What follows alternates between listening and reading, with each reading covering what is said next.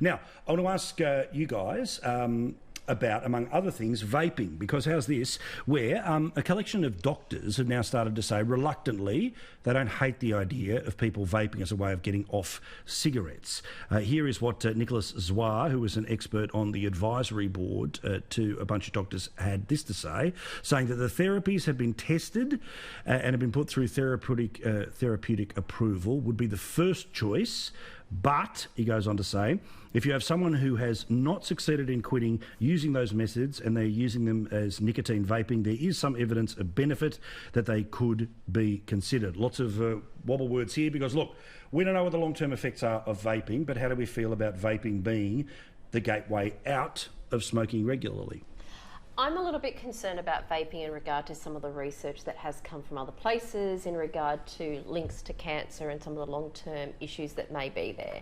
Therefore, I am quite concerned about should it ever be on the PBS. I don't necessarily think it should be. We know how some of these things play out, Paula, that if you do it like that and somebody goes, okay, you got me off nicotine and you put me on vaping and the government paid for it, well, I'm going to sue the government because I died of cancer or Nana died of cancer. Well, I think one of the biggest reasons why government will never approve this is because unless they're about to tax vaping, it's $14 billion.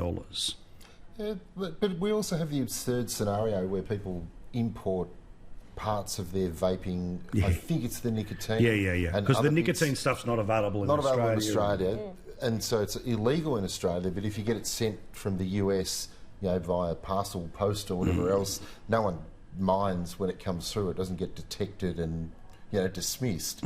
But we have this ridiculous roundabout method of something which is not illegal, but the components are illegal. So I think it's absurd at the moment.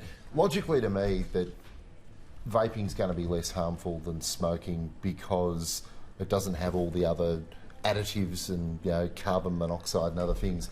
But that said, I'm not a doctor either, and I think you've got to rely on the experts to make the right call.